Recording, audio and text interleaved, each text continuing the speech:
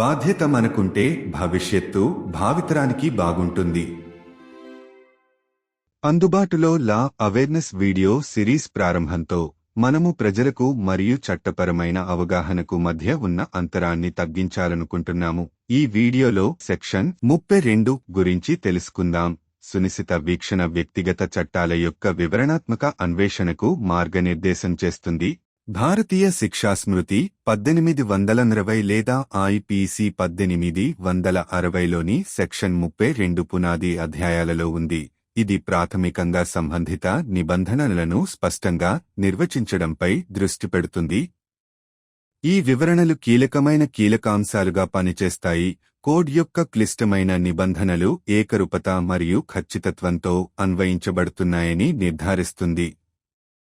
IPC section 32 ఇలా పేర్కొంది: చట్టాలను సూచించే పదాలు చట్టవిరుద్ధమైన లోపాలను కలిగి ఉంటాయి. వివరణాత్మక వివరణ 1. చట్టాలకు మించి విస్తరించడం. మొదటి చూపులో చట్టపరమైన నిబంధనలు తరచుగా చట్టాలు ఆపై మాత్రమే దృష్టి సారిస్తాయి, ఒక వ్యక్తి చేపట్టే నిర్దిష్ట చర్యలు.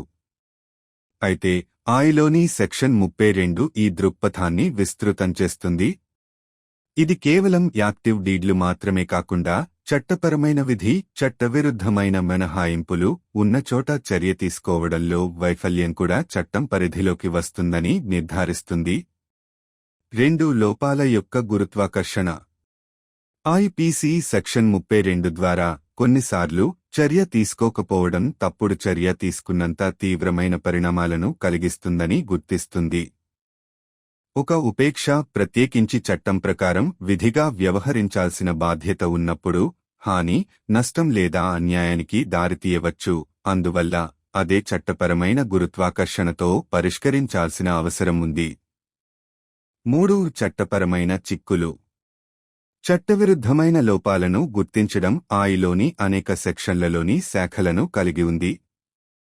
ఇది హానికి దారితీసే నిర్లక్ష్యం, నేరాన్ని నివేదించడంలో వైఫల్యం లేదా నష్టానికి దారితీసే విధిని నెరవేర్చకపోవడం గురించి అయినా సెక్షన్ 32 ఈ లోపాలను క్రియాశీల తప్పులతో సమానంగా పరిగణిస్తుంది, తద్వారా న్యాయం యొక్క సమతుల్యతను కాపాడుతుంది. 4. చట్టపరమైన విధులను బలోపేతం చేయడం. చట్టాలతో పాటు చట్టవిరుద్ధమైన లోపాలను వర్గీకరించడం ద్వారా సెక్షన్ 32 పరోక్షంగా చట్టపరమైన విధుల ప్రాముఖ్యతను బలపరుస్తుంది. చట్టం కేవలం తప్పుడు చర్యలను నిరోధించడం మాత్రమే కాదు, వ్యక్తులు తమ చట్టపరమైన బాధ్యతలను నిర్వర్తించేలా చేయడం గురించి కూడా అనే స్పష్టమైన సందేశాన్ని పంపుతుంది. ఈ సంపూర్ణ విధానం సమాజాన్ని ప్రభావితం చేసే చురుకైన లేదా నిష్క్రియాత్మకమైన ప్రవర్తన యొక్క అన్ని కోణాలను చట్టం కవర్ చేస్తుందని నిర్ధారిస్తుంది. 5. సామాజిక బాధ్యతను ప్రతిబింబించడం. చట్టపరమైన పరిధిని దాటి సెక్షన్ 32 కూడా సామాజిక విలువలు మరియు బాధ్యతలతో ప్రతిధ్వనిస్తుంది. కమ్యూనిటీలలో వ్యక్తులు తరచుగా ఒకరి పట్ల మరొకరు అవ్యక్త విధులను కలిగి ఉంటారు, మరియు ఐపీసీ చట్టవిరుద్ధమైన లోపాలను పరిష్కరించడం ద్వారా ఈ సామాజిక ఆకృతిని ప్రతిబింబిస్తుంది. చర్య మరియు సంయమనం, విధి మరియు బాధ్యత రెండింటినీ నొక్కి చెబుతుంది. 6. సమగ్ర చట్టపరమైన కవరేజ్.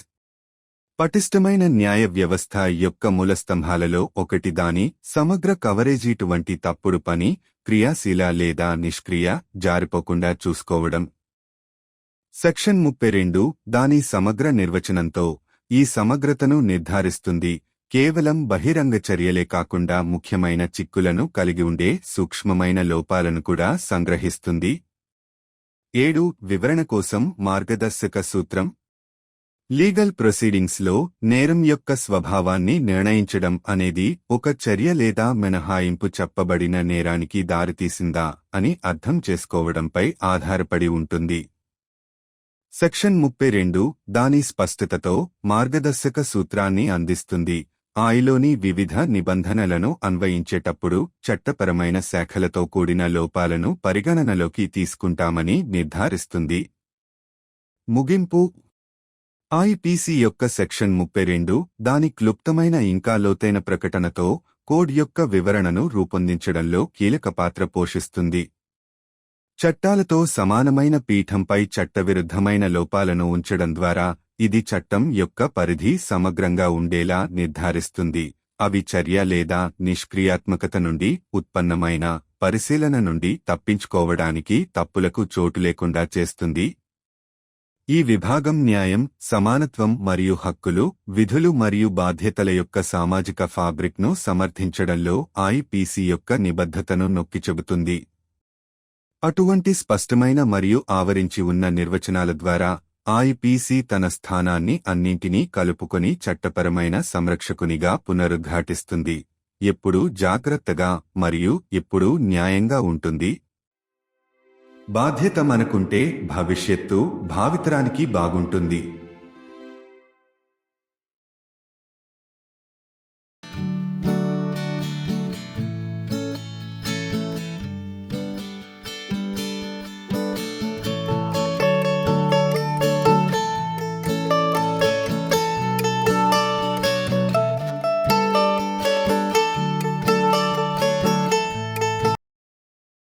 हमारी कानून जागरूकता वीडियो श्रृंखला की शुरुआत के साथ हम जनता और कानूनी समझ के बीच अंतर को पाट रहे हैं. प्रत्येक टुकड़े में हमारा समापन वक्तव्य संकेत देता है. आइए आईपीसी 1860 धारा 32 के माध्यम से चलें, जो दर्शकों को व्यक्तिगत कानूनों की विस्तृत खोज के लिए मार्गदर्शन करता है. भारतीय दंड संहिता 1860 आईपीसी 1860 की धारा 32 मूलभूत अध्यायों में निहित है, जो मुख्य रूप से प्रासंगिक शब्दों को स्पष्ट रूप से परिभाषित करने पर केंद्रित है. ये स्पष्टीकरण महत्वपूर्ण आधार के रूप में कार्य करते हैं, यह सुनिश्चित करते हुए कि संहिता के जटिल प्रावधानों की एकरूपता और सटीकता के साथ व्याख्या और कार्यान्वयन किया जाता है. आईपीसी की धारा 32 में कहा गया है, कार्यों का संदर्भ देने वाले शब्दों में अवैध चूक शामिल हैं. विस्तृत विवरण. एक अधिनियमों से परे विस्तार. पहली नजर में कानूनी प्रावधान अक्सर केवल कार्यों पर ध्यान केंद्रित करते प्रतीत होते हैं, विशिष्ट कार्य जो कोई व्यक्ति कर सकता है. हालांकि आईपीसी की धारा 32 इस परिप्रेक्ष्य को व्यापक बनाती है. यह सुनिश्चित करता है कि न केवल सक्रिय कार्य, बल्कि जहां ऐसा करना कानूनी कर्तव्य है, अवैध चूक, वहां कार्य करने में विफलता भी कानून के दायरे में आती है. 2. चूक की गंभीरता. आईपीसी धारा 32 के माध्यम से मानता है कि कभी-कभी कार्रवाई न करने के परिणाम गलत कार्रवाई करने जितने गंभीर हो सकते हैं. एक चूक, खासकर जब कानून द्वारा कार्य करने के लिए बाध्य कर्तव्य हो, तो नुकसान या अन्याय हो सकता है, और इसलिए उसी कानूनी गंभीरता के साथ संबोधित करने की आवश्यकता है. 3. कानूनी निहितार्थ. अवैध चूक की स्वीकृति का आईपीसी की कई धाराओं पर प्रभाव पड़ता है. चाहे वह लापरवाही के कारण नुकसान पहुंचाने के बारे में हो, किसी अपराध की रिपोर्ट करने में विफलता के बारे में हो, या किसी कर्तव्य को पूरा न करने के कारण नुकसान या क्षति हुई हो, धारा 32 यह सुनिश्चित करती है कि इन चूकों को सक्रिय गलत कार्यों के बराबर माना जाए, जिससे न्याय का संतुलन बना रहे. 4. कानूनी कर्तव्यों को सुदृढ़ करना. कृत्यों के साथ साथ अवैध चूकों को वर्गीकृत करके धारा 32 अप्रत्यक्ष रूप से कानूनी कर्तव्यों के महत्व को पुष्ट करती है. यह एक स्पष्ट संदेश भेजता है कि कानून केवल गलत कार्यों को रोकने के बारे में नहीं है, बल्कि यह सुनिश्चित करने के बारे में भी है कि व्यक्ति अपनी कानूनी जिम्मेदारियों को पूरा करें. यह समग्र दृष्टिकोण यह सुनिश्चित करता है कि कानून व्यवहार के सभी पहलुओं, सक्रिय या निष्क्रिय, को कवर करता है जो समाज को प्रभावित कर सकते हैं. 5. सामाजिक उत्तरदायित्व को प्रतिबिंबित करना. कानूनी दायरे से परे धारा 32 सामाजिक मूल्यों और जिम्मेदारियों से भी मेल खाती है. समुदायों में व्यक्तियों के अक्सर एक दूसरे के प्रति निहित कर्तव्य होते हैं, और आईपीसी अवैध चूक को संबोधित करके इस सामाजिक ताने बाने को प्रतिबिंबित करता है. कार्रवाई और संयम, कर्तव्य और जिम्मेदारी दोनों पर जोर देता है. 6. व्यापक कानूनी कवरेज.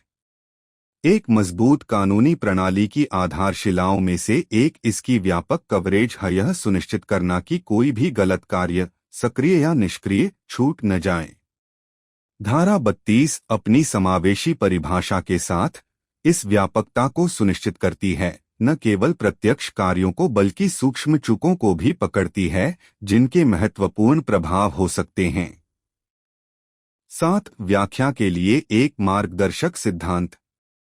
कानूनी कार्यवाही में किसी अपराध की प्रकृति का निर्धारण अक्सर यह समझने पर निर्भर करता है कि क्या किसी कार्य या चूक के कारण उक्त अपराध हुआ। धारा 32 अपनी स्पष्टता के साथ एक मार्गदर्शक सिद्धांत प्रदान करती है जो यह सुनिश्चित करती है कि आईपीसी के विभिन्न प्रावधानों की व्याख्या करते समय कानूनी प्रभाव वाली चूकों पर उचित ध्यान दिया जाए। निष्कर्ष, आईपीसी की धारा 32 अपने संक्षिप्त लेकिन गहन कथन के साथ संहिता की व्याख्या को आकार देने में महत्वपूर्ण भूमिका निभाती है। गैरकानूनी चूकों को कृत्यों के बराबर स्थान पर रखकर यह सुनिश्चित करता है कि कानून का दायरा व्यापक बना रहे, जिससे गलत कामों के लिए कोई जगह न रहे, चाहे वे कार्रवाई से उत्पन्न हो या निष्क्रियता से जांच से बचने के लिए। यह धारा न्याय समानता के प्रति आईपीसी की प्रतिबद्धता और अधिकारों, कर्तव्यों और जिम्मेदारियों के सामाजिक ढांचे को बनाए रखने में इसकी मूलभूत भूमिका को रेखांकित करती है। ऐसी स्पष्ट और व्यापक परिभाषाओं के माध्यम से आईपीसी एक सर्वव्यापी कानूनी अभिभावक, हमेशा सतर्क और हमेशा न्यायपूर्ण के रूप में अपनी स्थिति को दोहराता है। यदि हम जिम्मेदार हैं, तो भविष्य आने वाली पीढ़ियों के लिए अच्छा होगा।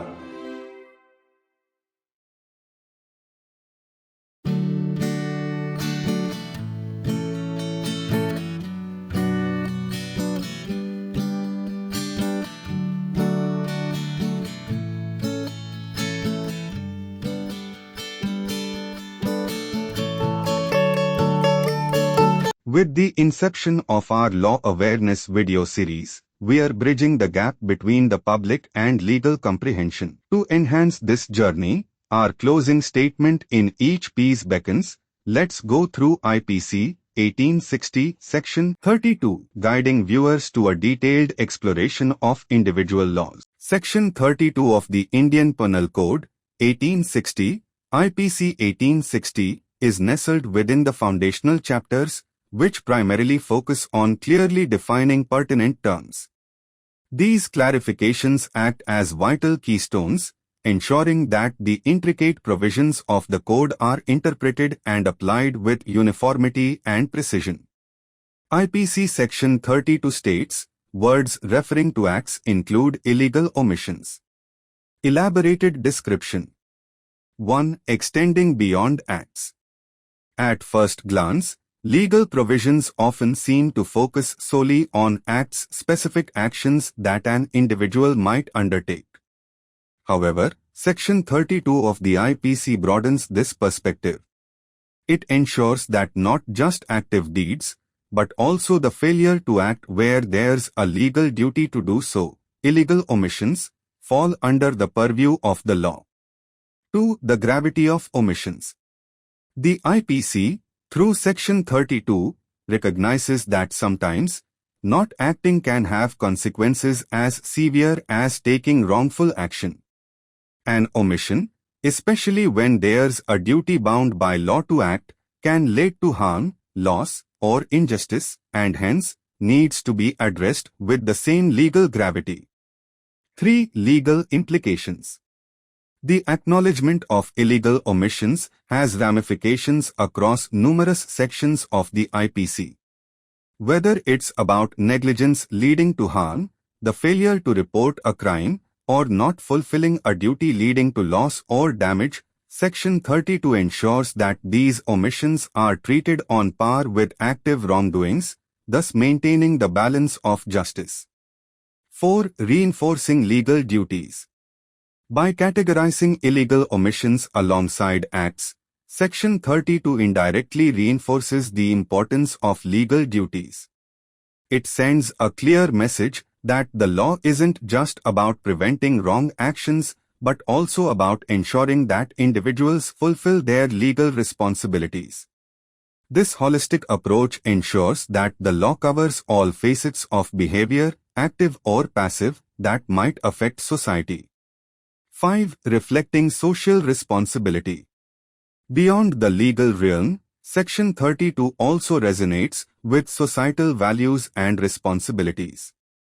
In communities, individuals often have implicit duties towards each other, and the IPC, by addressing illegal omissions, mirrors this social fabric, emphasizing both action and restraint, duty and responsibility. 6. Comprehensive legal coverage. One of the cornerstones of a robust legal system is its comprehensive coverage, ensuring that no wrongful deed, active or passive, slips through. Section 32, with its inclusive definition, ensures this comprehensiveness, capturing not just overt acts but also subtle omissions that might have significant implications. 7. A guiding principle for interpretation. In legal proceedings, determining the nature of an offense often hinges on understanding whether an act or omission led to the said offense. Section 32, with its clarity, offers a guiding principle, ensuring that while interpreting various provisions of the IPC, omissions with legal ramifications are given due consideration. Conclusion. Section 32 of the IPC, with its succinct yet profound statement, plays a pivotal role in shaping the interpretation of the code. By placing illegal omissions on an equal pedestal with acts, it ensures that the law's purview remains comprehensive, leaving no room for wrongdoings, whether they stem from action or inaction, to escape scrutiny. This section underscores the IPC's commitment to justice, equity, and its foundational role in upholding the societal fabric of rights, duties, and responsibilities.